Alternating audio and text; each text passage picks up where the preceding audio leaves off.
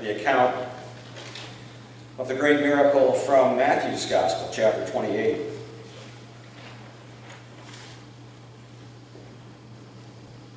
After the Sabbath, as the first day of the week was dawning, Mary Magdalene and the other Mary went to see the tomb. Suddenly there was a great earthquake, for an angel of the Lord, descending from heaven, came and rolled back the stone and sat on it. His appearance was like lightning, and his clothing white as snow. For fear of him, the guards shook and became like dead men. But the angel said to the women, "Do not be afraid. I know that you're looking for Jesus who was crucified. He's not here, for he's been raised, as he said. Come, see the place where he lay.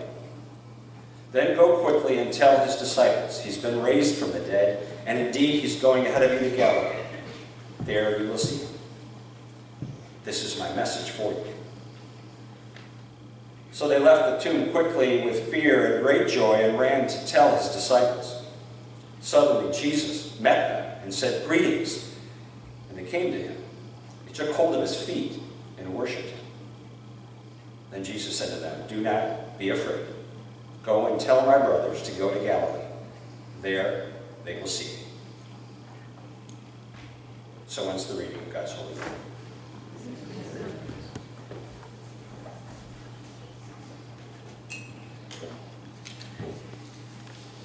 Invite us to pray.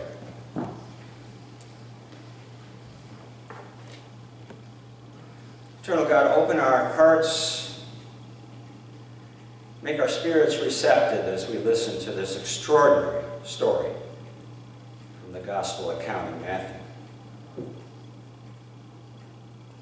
Help our minds not be a barrier to this good news, but to welcome it. And may our whole being embrace the hope and the love that is this Easter miracle, such that our lives may be transformed as we live within that joy. Amen.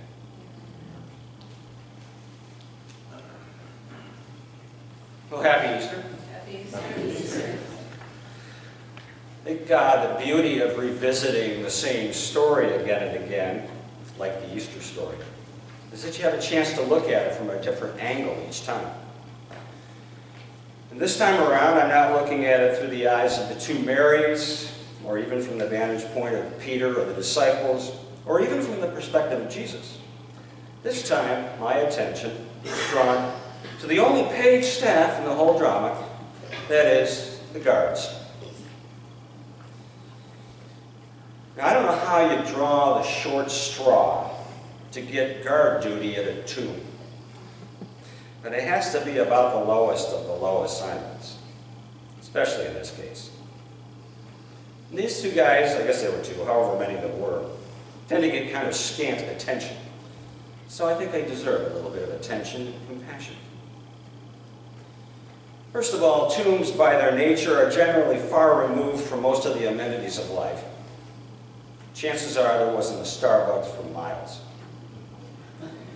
And this particular tomb contained the body of a political pariah named Jesus, who died a very shameful and lonely death.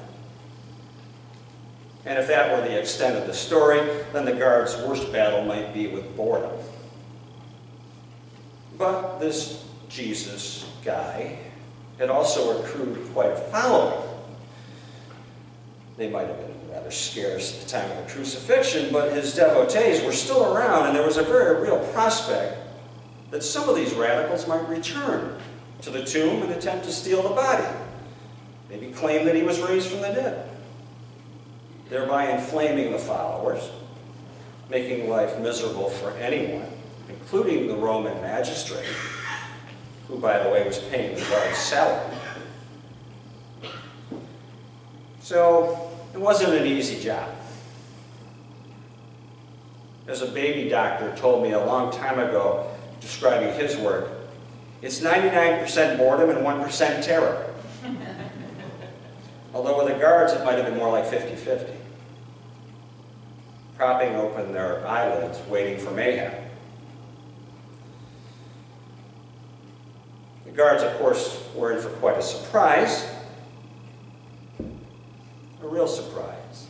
There's nothing quite so surprising as bracing yourself for an attack from one direction, only to find it coming from another.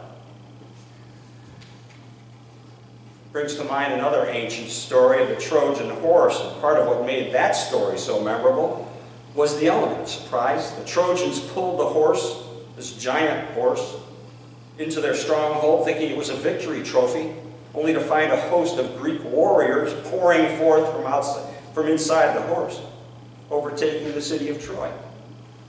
The enemy wasn't any longer out there. It was in here. And as though to make it worse for our Roman guards, the enemy wasn't even human. The enemy, as it turned out, wasn't even an enemy, though they didn't know that yet.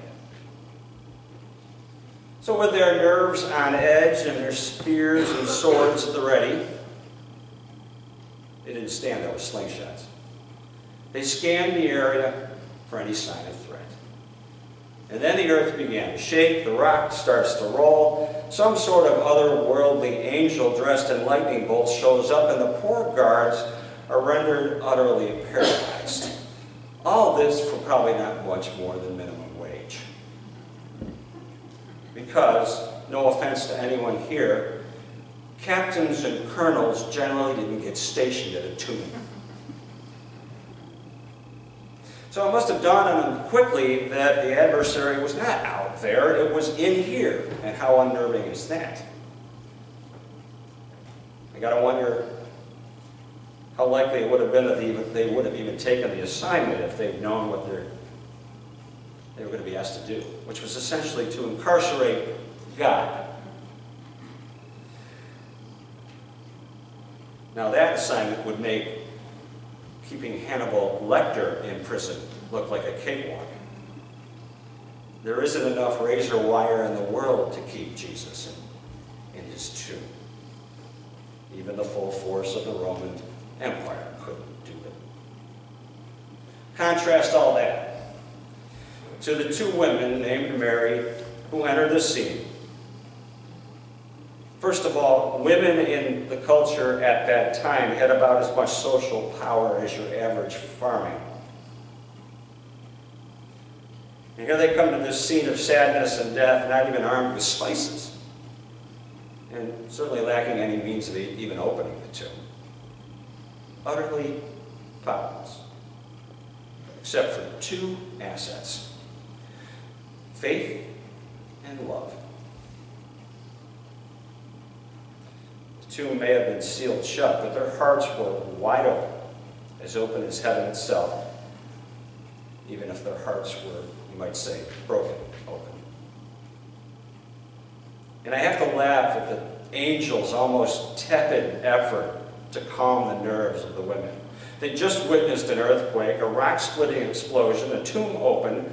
They were gazing upon a being of incredible radiance, while two hardened Roman guards were quivering in fear. And then they're urged, the two women, to be not afraid. Reminds me of some of those words of assurance that never really work real well, like, the bleeding always stops. Or, the plane will come down. Not much consolation. And so they ran from this place in a mix of joy and fear to tell the others that God could not be contained. The risen Christ was at large.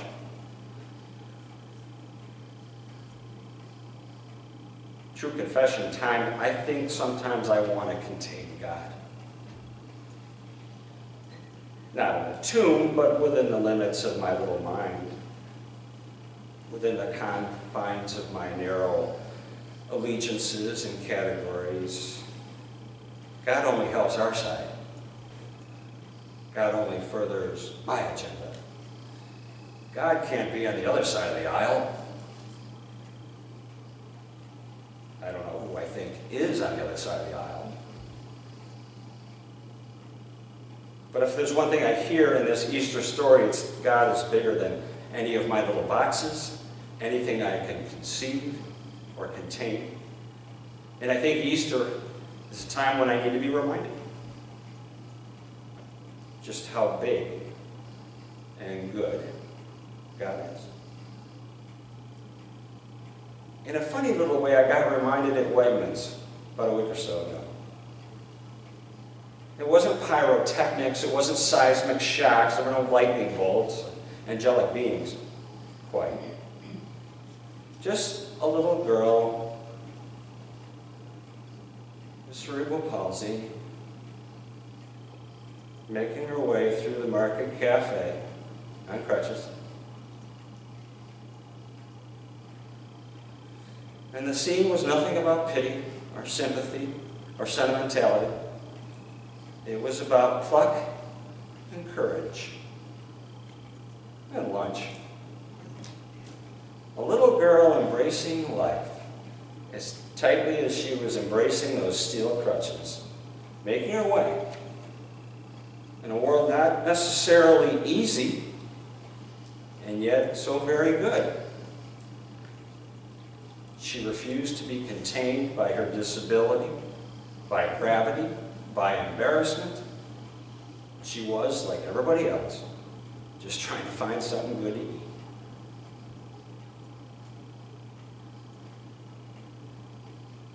The strange thing about the Easter story is that it's all about not finding what we're looking for. Finding something much better. The guards were vigilant for the enemy out there. The Marys were looking for Jesus in there. Neither one of them found it. But the women, in all their powerlessness and their vulnerability, were shown where he could be found. And so they do find him. And they grab hold, clutching hard to what really matters. I tend to believe that the presence of God, wherever we find it, is riveting. It seizes our attention, our energy in a good way. And the women were seized by a power beyond them, and yet so available to them. In a world of North Koreas and South Sudans, when death is so present, when despair threatens to seal us in into cynicism and paralysis, we need to be let out, to embrace love. Yes, sometimes to grieve, but then to go on and embrace love again, claim it, to share it, again and again. We can't contain God in a tomb, in an idea, in a place, even within us. Sometimes God sneaks out of us in ways we could never have anticipated. Case in point, I'll share a modified church bulletin with you. Barbara remains in the hospital and needs blood donors for more transfusions. She's also having trouble sleeping and requests tapes of Pastor Tim's sermons. I changed one word. But it's amazing what God can do through us, or even in spite of us. Try as we might, we just can't keep God under wraps. Hallelujah.